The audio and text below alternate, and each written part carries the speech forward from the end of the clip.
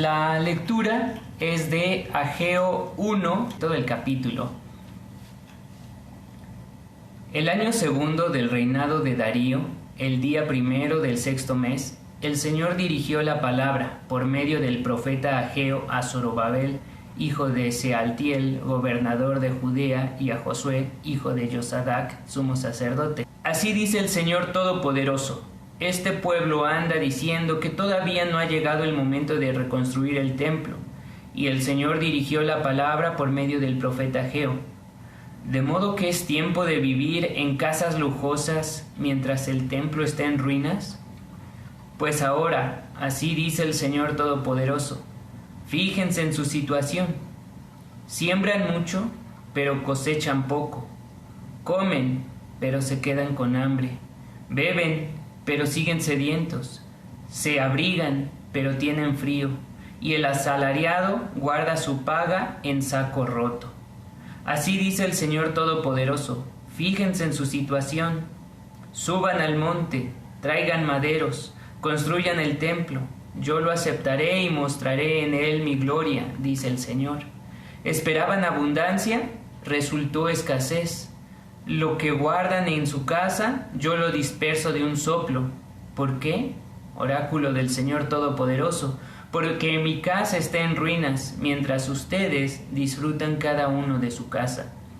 Por eso el cielo ha retenido el rocío y la tierra ha retenido la cosecha, porque he llamado una sequía sobre la tierra y los montes, sobre el trigo, el vino, el aceite, sobre los productos del campo, sobre hombres y ganados, sobre todos sus trabajos. Zorobabel, hijo de Sealtiel, y Josué, hijo de Josadac, sumo sacerdote, y el resto del pueblo obedecieron al Señor, porque el pueblo, al oír las palabras del profeta Ageo, tuvo miedo al Señor. Ageo, mensajero del Señor, transmitió al pueblo este mensaje del Señor: yo estoy con ustedes, oráculo del Señor.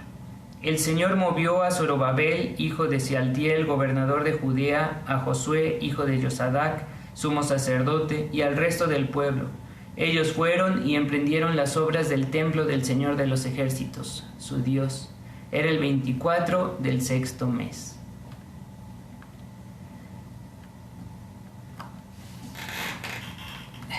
La situación que presenta aquí el profeta Ageo es una explicación de la situación que está viviendo el pueblo. Noten que el pueblo está dedicado a su trabajo. En ese sentido, lo que podemos ver es que no era un pueblo flojo, era un pueblo trabajador, un pueblo que buscaba, coloquialmente, salir adelante. Sin embargo, su mirada, su objetivo, su propósito estaba puesto en ellos mismos, en qué poder hacer para disfrutar ellos mismos, para sacar ventaja a ellos mismos. Y en contraste, se encontraba allá alejada la casa de Dios, el templo, descuidado, con telarañas, ¿no? Y lo que presenta esta situación es esa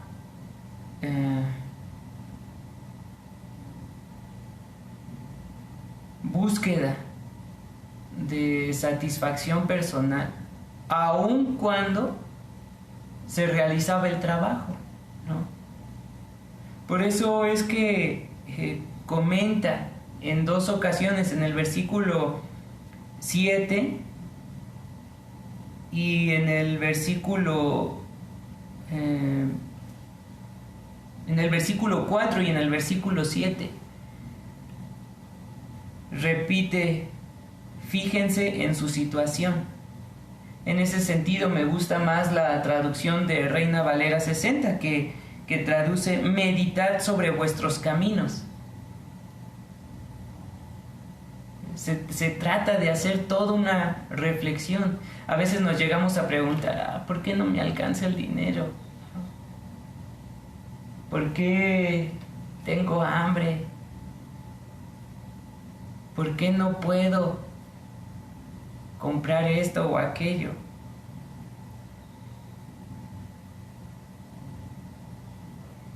A pesar de que se esfuerza uno, a pesar de que trabaja arduamente. Y la palabra de el Señor por medio del profeta Ageo es: mediten en sus caminos. Es decir, reflexionen en torno a ello. ¿Será que esta situación en la que llegamos a encontrarnos se deba a que hemos ignorado al Señor, las cosas del Señor, porque nos hemos enfocado en nosotros mismos?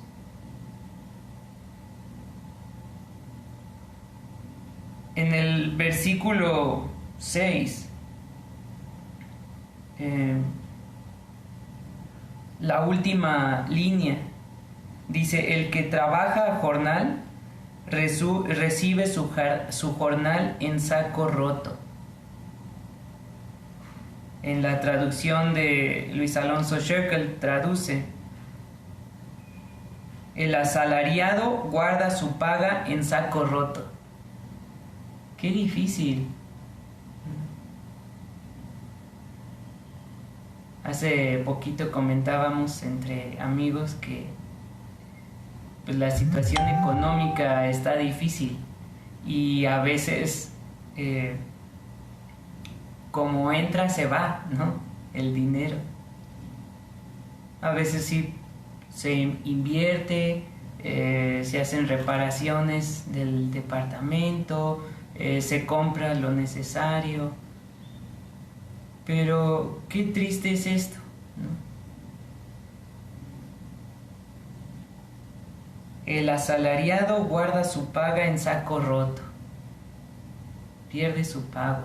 Y como les digo, no era un pueblo flojo. Lo que vemos aquí era que era un pueblo trabajador, estaba actuando diligentemente en lo que le correspondía hacer. Sin embargo, la razón de su fracaso se debe a que habían ignorado al Señor, habían ignorado la casa del Señor, las cosas del Señor. Ahora, esto no significa que nosotros tengamos que invertir todo nuestro dinero en el templo, ¿no? Es que hace falta más bocinas, más equipo para la transmisión. Es que los de alabanza ya están pidiendo sus micrófonos profesionales y hay que comprar. Es que hay que comprar también luces para el atrio, ¿no? El escenario. No se trata de eso. Se trata de poner nuestra mirada en el Señor. Y algo que, a pesar de la situación tan terrible que está viviendo el pueblo, que incluso viene sobre ellos una sequía, el Señor les menciona en el versículo 13: yo estoy con ustedes. En medio de esa escasez, en medio de esas dificultades. Noten que mucho de lo que se menciona aquí es una cuestión de tipo económica. A pesar de esa adversidad, el Señor, y a pesar también de la negligencia del pueblo, de estar reacio a poner su mirada en el Señor les dice: yo estoy con ustedes. En medio de nuestro egoísmo, a pesar de nuestro egoísmo, a pesar de nuestra falta de percepción de el Señor, a pesar de que no le buscamos, de que desatendemos las cosas del Señor, Él dice: estoy con ustedes. Y eso es de aliento, ¿no? Porque nos hace un llamado entonces a obedecerle, a poner nuestra mirada en Él, a centrarnos en Él. Yo estoy con vosotros, dice el Señor. Y el pueblo reaccionó. El pueblo dice que tuvo temor del Señor en el sentido de obedecer. A veces nosotros tenemos esa noción de que no se le debe temer a Dios, que es respeto. No, es realmente temor. ¿Por qué? Porque Él es el creador absoluto de todo. Y nuestra obediencia a Él debe reconocer ese señorío.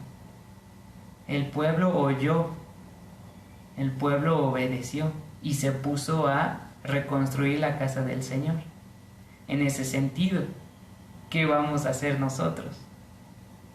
Necesitamos obedecerle. Y quiero leer finalmente lo que escribe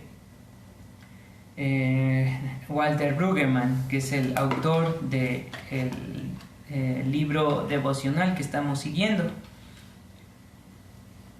Esta retórica severa de los escritos que hemos leído seguramente refleja varios momentos cuando la comunidad estaba en peligro y en profundo riesgo. Las lecturas reflejan una teología dura del quid pro quo en la cual la desobediencia resulta en un desenlace negativo que viene de parte de Dios, mientras que la obediencia produce bienestar. El mismo cálculo se encuentra en cada lectura.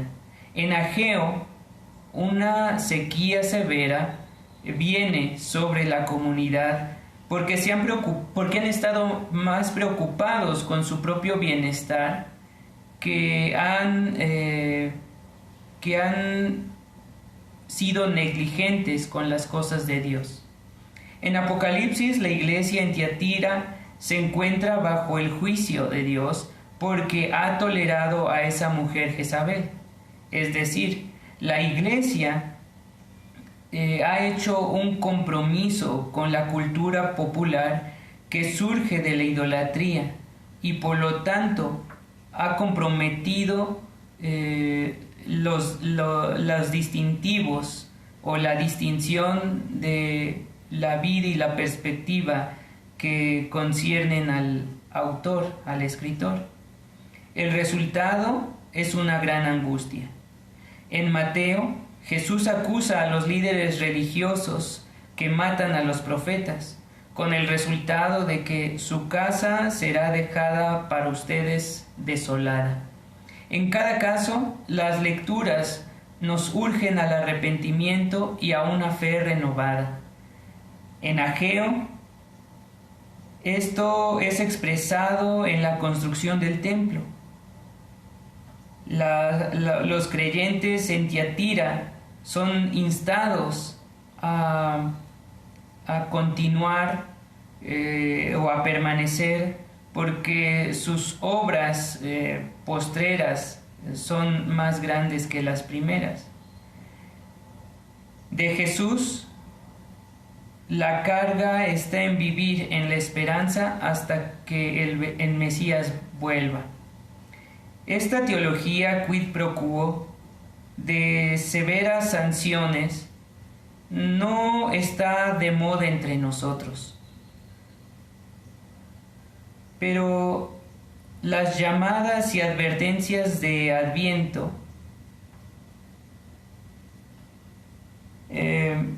ampliamente operan en la esfera de esa teología.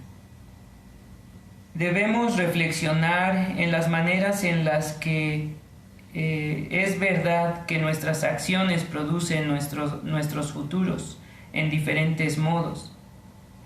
Entonces se concluye que realizar acciones diferentes de generosidad, de obediencia esperanzada, puede, de hecho, producir diferentes futuros entre nosotros.